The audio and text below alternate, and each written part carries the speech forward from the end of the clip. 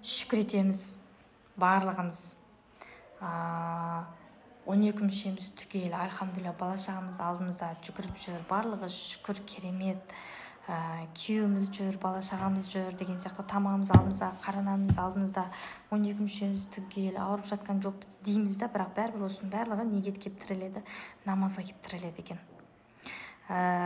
Намаз болмаса барлығы бекер да, түсінесіздер ма? Не үшін осы біздің ұстаздар намаз деп жатады? Мен өзі пәтуа бермеймін, білесіздер.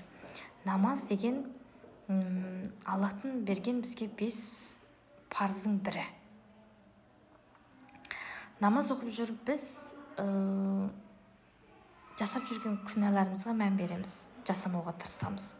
Темекі шегіп жүрсең, темекі шекпеуге тырысасың, өсек айтпауға тырысасың, айтпайсың, бір күні уже ортаңды таңдайсың, арақ қоятын жерге бармайсың деген сияқты.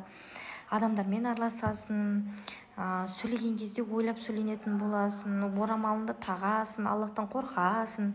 Сол сияқты намаз әрбір жаман іс-әрекеттен, Аллаға ұнамайтын нәрселерден бүйтіп тоғысып алып қалады да, түсінесіздер ме? Сол үшін бізге намаз керек. Мен таңдайтын ұстаздарым Арман Қуанышбаев, Абдуғапар Сманов, Ерсін Әміре, Ерлан Ақатаев, Абдусаттар Сманов, және де Нұрсұлтан ұстаз, Қабылбек, сол ұстаздарды тыңдаймын мен. Басқа ұстаздарды мен тыңдамайды екенмін. Сол ұстаздар не айтады, мен соларды сізге айтамын. Кеше сол бір комментарияда келген екен, мен пәтуа бермеймін, ойланып, примерно осылай шығар деп айтпаймын никогда. Басым екеу емес, ертең Аллахтың алдында мен жауап беремін.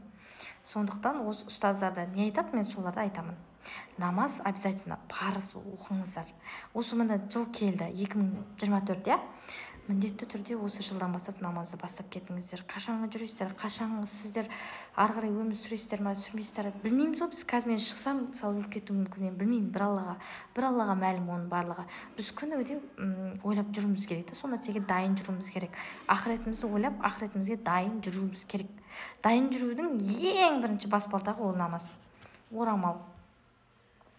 Лайықты жүресің орамалыңа, намазыңа. Мен жұрттар құсап көп жүр ғой, мысалға орамалын тағып, кірпігін жабыстырып алады, боянып алады, тырыстырып киіп алады. Ол нәрсе дұрыс емес. Аллахтың берген сұлулығына біз разы болуымыз керек, үстін жабыстырмауымыз керек. Түсінесіздер ма? Шүкіршілік болу керек. Аллах берді ма? Альхамдулилля, әдемі болып жаратты ма? Шүкір етуіміз керек. Сондықтан қыздар, 5 уақыт намазы міндетті түрде оқып кетіңіздер. YouTube каналын жазып кеттім, соған тіркеліңіздер.